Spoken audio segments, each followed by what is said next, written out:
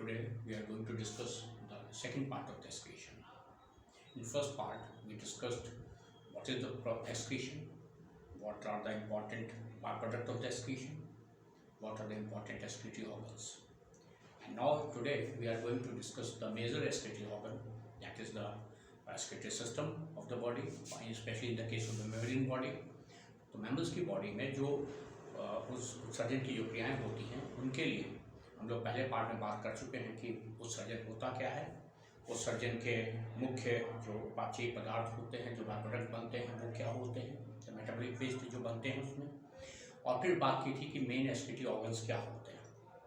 आज हम लोग सेकेंड पार्ट में बात करेंगे दैट हमारे बॉडी में जो एक्सक्रीटरी सिस्टम होता है या जो मैमलियन बॉडी में या हायर एनिमल्स की बॉडी में जो एक्सक्रीटरी सिस्टम होता है उसका मेजर स्ट्रक्चर क्या होता है, मेन स्ट्रक्चर क्या होता है। तो हम लोग जो आज बात करेंगे कि it will be with the reference of the mammalian excretory system.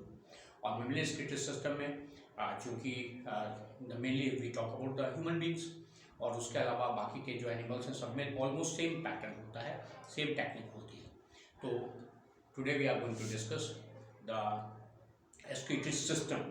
Last time we discussed excretion, excretory products and excretory organs. आज हम लोग डिस्कस कर रहे हैं excretory system. The excretory system of the mammals is composed of a pair of kidneys.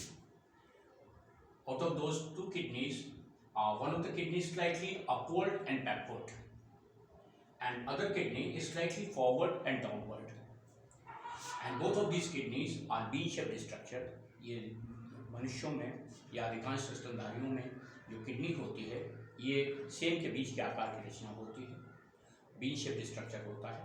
और ये जो kidney है इसका जो लोकेशन होता है ये होती है एब्डोमिनल कैविटी में, जो हमारी उदर गुहा होती है उसके अंदर ये लोकेटेड होती है। तो kidneys are situated in the abdominal cavity. Abdominal cavity में बिकॉज हमारे राइट हैंड साइड पे लिवर होता है तो लिवर की वजह से ये वाली किडनी स्लाइटली डाउनवर्ड हो जाती है और ये वाली किडनी स्लाइटली अपवर्ड होती है। दोनों के बीच का डिफरेंस लगभग 2.5 से 3 सेंटीमीटर का होता है। जो डिफरेंस होता है इसमें 2.5 से 3 सेंटीमीटर का होता है।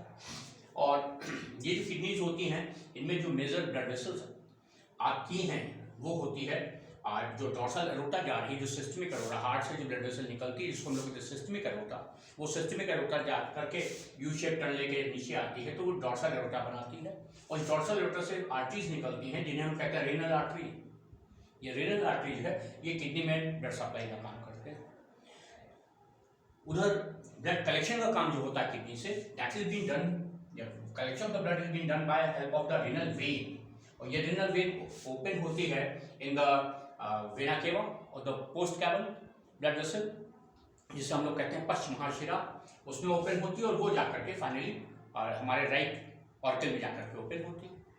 तो इस तरीके से ये जो ब्लड वेसल है ये ब्लड सप्लाई का काम करेगी, रेनल आर्टरी से ब्लड जाएगा और रेनल वेन से ब्लड लौटेगा। हमारी बॉडी में जो ब्लड वेसल्स जा रही हैं किडनी में उनमें से जा रही है रेनल आर्टरी और निकल जो रही है वो है रेनल वेन। रेनल वेन जो है ये कनेक्टेड होती है रेनल वेना केवा से या पोस्ट कैवल से, और रेनल आर्टरी जो है ये कनेक्टेड होती है डॉर्सल एरोटा से। तो डॉर्सल एरोटा से ब्रांच निकल के ब्लड सप्लाई देती है किडनी को और फिर वहाँ से ब्लड रिकवर करके हम लोग वापस जब लौटते हैं ब्लड वेसल तो वो रेनल वेन होती है। तो रेनल वेन में मिनिमम परसेंटेज ऑफ यूरिया होता है। रेनल वेन में ही सबसे कम यूरिया पाई जाती है क्योंकि किडनी से जब ये ब्लड वेसल निकलती है तो सारी यूरिया तो फिल्टर हो गई है वहाँ पर, and because the entire excretory materials are been removed from the blood and that's why the blood vessel which is coming out from the kidney it will contain minimum quantity of the excretory materials. इसके contrary अगर हम बात करें liver के case में तो liver में चूंकि urea is been formed in the region of the liver and that's why the blood vessel which is coming out from the liver that is the hepatic vein contains maximum quantity of the urea, but renal vein contains minimum quantity of the urea. यहाँ ये out of the reference बात थी, but this is one of the important thing you must know. Now, these kidneys which are actually situated in the abdominal cavity in the along with the dorsal side of the body, along with the near the vertebral column. तो vertebral column के करीब में ये दोनों kidneys लगी हुई होती हैं और इन किडनीज में जिस जगह पे लगी होती हैं ये हिस्सा पेरिटोनियम के बाहर और बॉडी वॉल के अंदर का हिस्सा होता है। और इन किडनीज का जो साइज है ये किडनी की एक किडनी की लेंथ जो होती है this is about 10 to 12.5 or 12-13 centimeters in length, about 5 to 7 centimeters in the thickness, and about 2 to 3 centimeters in the width. ये हिस्सा जो है this is about 10 to 12.5 centimeters. ये हिस्सा जो है it is about 5 to 7 centimeters, and the thickness of the kidney is about 2 to 3 centimeters. Both of these kidneys are the dark maroon red structures, and they are covered with an outer covering of the fibrous connective tissue that is called as renal capsule. दोनों किडनियां एक outer covering से ढकी हुई होती हैं जिनको हम कहते हैं renal capsule. ये fibrous capsule होता है जो कि किडनी को चूंकि किडनी के अंदर ब्लड का प्रेशर बहुत ज़्यादा होता है तो इसको बाहर से प्रोटेक्शन देना या स्ट्रेंथ देना बहुत ज़रूरी होता है. So it is surrounded with a fibrous connective tissue that is called as renal capsule.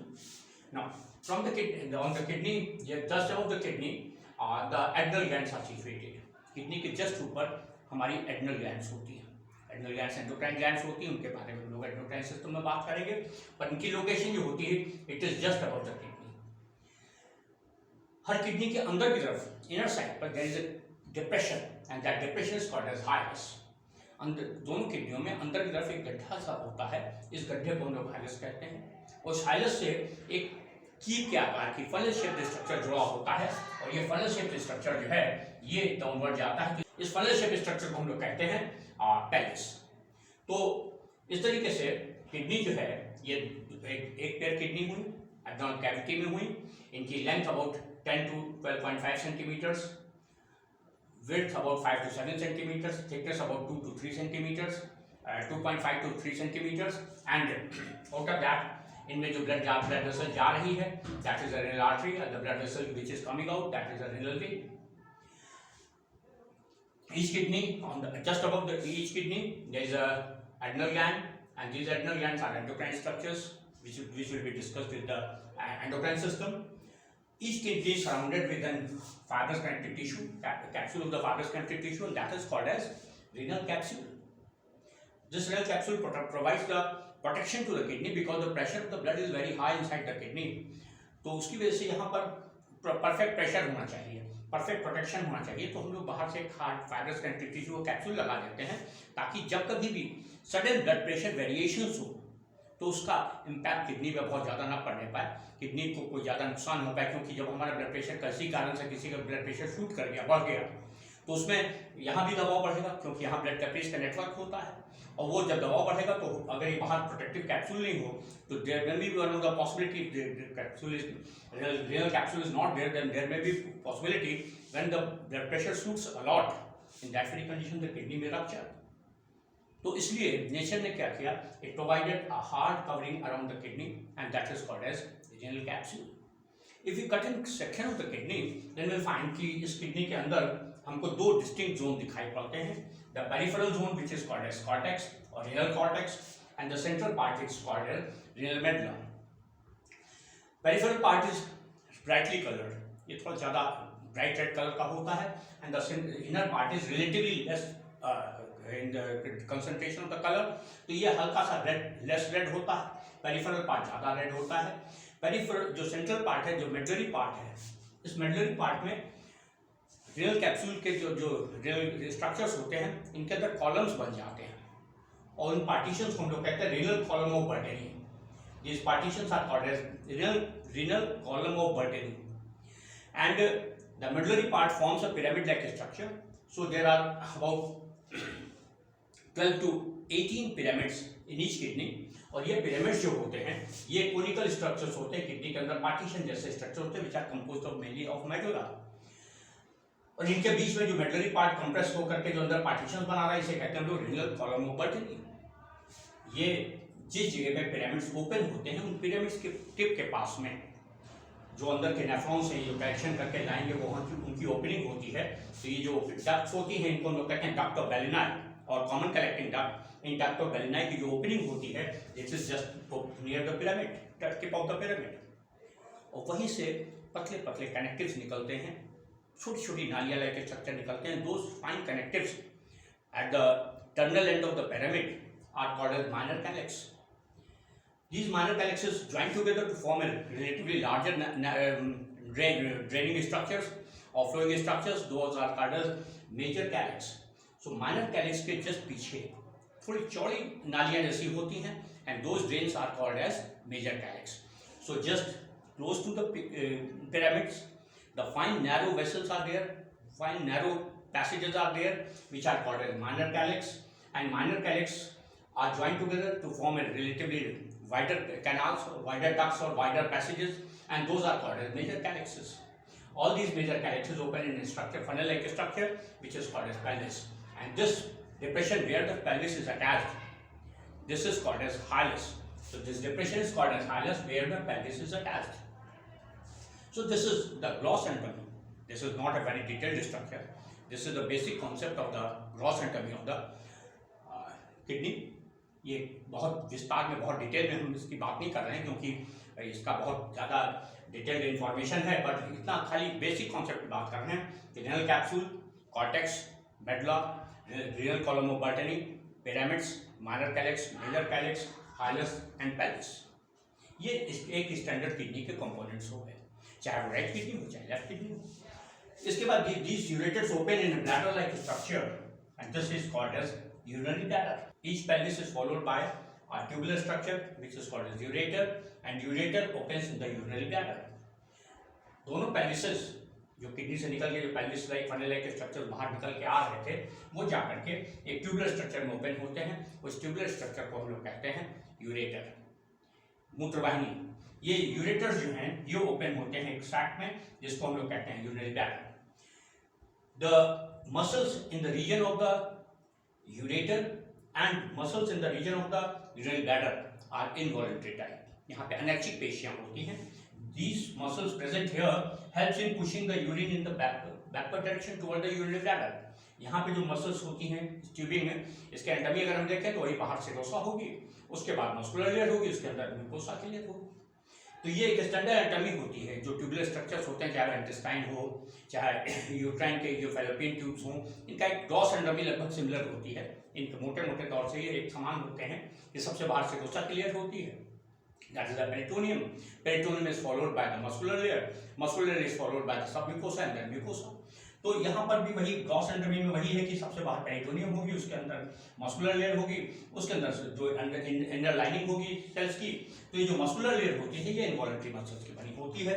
इसका एडवांटेज क्या होता है कि ये मसल यहाँ पर जो यूरिन कलेक्ट हुआ है उसको फॉरवर्ड डायरेक्शन में पुश करके आगे बढ़ाते हैं.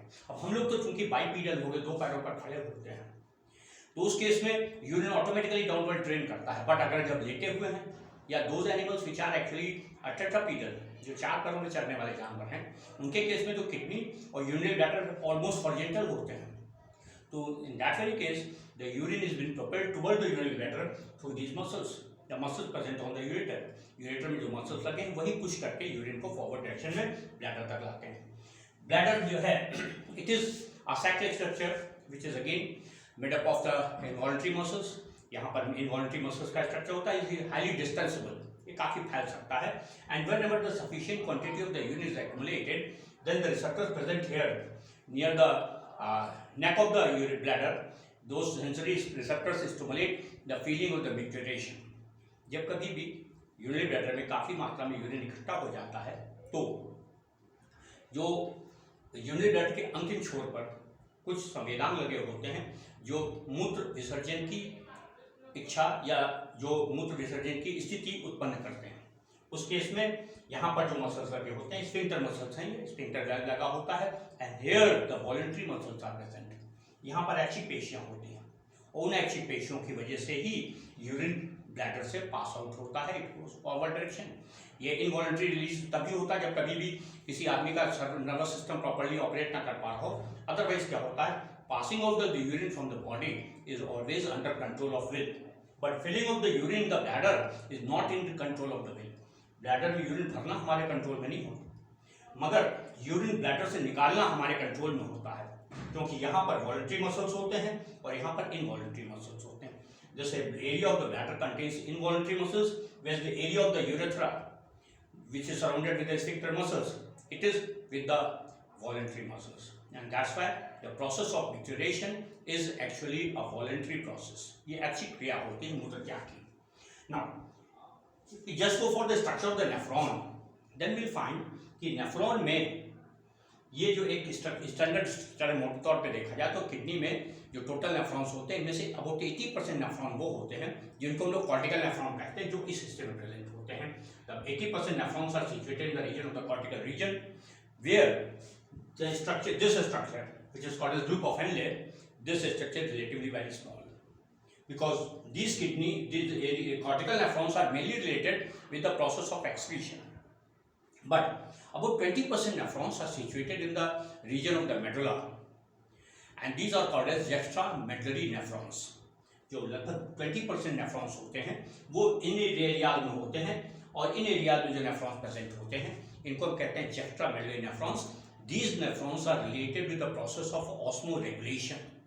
तो इनका ग्लोमेरुलस का हिस्सा तो ऊपर लगा होता है, ये वाला हिस्सा तो यहाँ पर होता है, पर ये वाला हिस्सा जो होता है this is here inside the pyramids, and this is relatively very long. So these nephrons, extramedullary nephrons, usually help in process of osmoregulation, whereas cortical nephrons are mainly related with the process of excretion. It doesn't mean that extramedullary nephrons are not at all related with the process of excretion. They also participate in the process of excretion, but their major role is osmoregulation, means to maintain the quantity of the water in the body. Whereas ये जो glomerulus का portion होता है ये चाहे extramedullary nephron का हो और चाहे कॉर्टिकल नेफ्रॉन का, दोनों में ही ये एक्सक्रीशन कलेक्ट करने का, एसपीटी मटेरियल कलेक्ट करने का काम करेगा. तो if you go through the structure of the single nephron, then we find that there is an structure which is called as, this is the entire composite structure is called as Malpighian capsule or Malpighian capsule.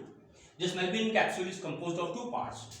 One of the part is called as this cup-like structure, which is called as Bowman's capsule, and other part is the blood capillary network inside the Bowman's capsule, and it is called as glomerulus. So glomerulus is a blood capillary network inside the this cup-like structure, and this cup-like structure and the glomerulus conjointly named as Malpighian capsule because it was reported by the Malpighi, इसीलिए इनको Malpighian capsule का नाम दिया गया. इनको Malpighian capsule इसलिए कहते हैं क्योंकि Malpighi ने इनको रिपोर्ट किया था. तो इसमें ग्लोमेरुलस और कैप्सूल दोनों का पोर्शन आ जाता है. नाउ ये जो कैपिलरी नेटवर्क बनता है, ग्लोमेरुलस जो बनता है, this is being formed by a thick blood vessel which is entering here inside the cup. ये जो ब्लड वेसल आई है इसको हम लोग कहते हैं एफरेंट ब्लड वेसल. ये एफरेंट ब्लड वेसल थोड़ी वाइड होती है, थोड़ी चौड़ी होती है, and then blood vessel coming out from this is called as efferent blood vessel. Efferent blood vessel is relatively narrow. तो होता क्या है, जब efferent blood vessel narrow है और efferent blood vessel wider है तो उसकी वजह से क्या होगा कि आने वाला रास्ता अगर चौड़ा है, निकलने वाला रास्ता थोड़ा पतला है, तो बीच में भीड़ बढ़ जाएगी. The same thing happens here कि whenever the entry of the blood is more than that of the blood going out, then automatically the pressure here in this area is increased, which is helps in process. वो हम लोग आगे बात करेंगे. That pressure, the congestion of the blood in this area helps in process of ultrafiltration, which will be the part of the next part, that is the physiology of excretion. Now, this Malpighian capsule is followed by a neck-like structure which is called as ciliated. This is made up of ciliated epithelium, and this is named as neck. The purpose of the neck is to just propel out the nephric filtrate which is being filtered here in the forward direction, in the toward the proximal convoluted tubule. तो पहला part इसका हुआ, that is called as Bowman's capsule and glomerulus, compositively named as Malpighian capsule. Malpighian capsule is followed by the neck. Neck is followed by the next tubular structure, and this tubular structure is named as proximal convoluted tubule. This is a highly coiled structure, and because it is just closer to the glomerulus, that's why we call it proximal. So proximal convoluted tubule is a long structure, and which is followed by a U-shaped structure, which is called as named loop of Henle. ये जो proximal convoluted tubule होता है इसके अगले सिरे पर एक U-shaped structure लगा होता है, और ये U-shaped structure कहलाता है loop of Henle. इस loop of Henle के दो पार्ट होते हैं. एक पार्ट जो नीचे जा रहा है, that is descending loop, and other part which is coming upward is ascending loop. इनका डिटेल हम लोग नेक्स्ट टाइम डिस्कस करेंगे. तो असेंडिंग लूप जो है इसमें फ्लूइड अपवर्ड आता है जब ये असेंडिंग लूप के सिरे पर, यहाँ पे असेंडिंग लूप होता है उसके सिरे पर जो पार्ट है ट्यूब का, इसे कहते हैं डिस्टल कंडक्टिव ट्यूब्यूल।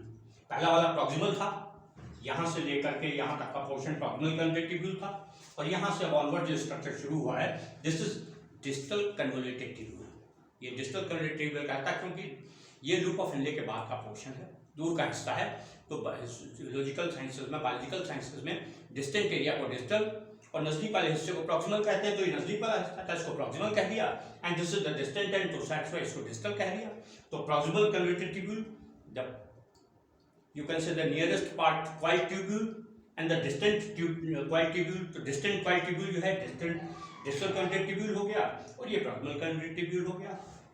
तो जो भी नेफ्रिक फिल्ट्रेट था वो इन सब ट्यूब से गुजरता हुआ और उसके बाद आता है फाइनली करंट ट्यूब में कनेक्ट होता है, and this is the long tube which in which number of nephrons open, this is named as duct of बेलिनाई।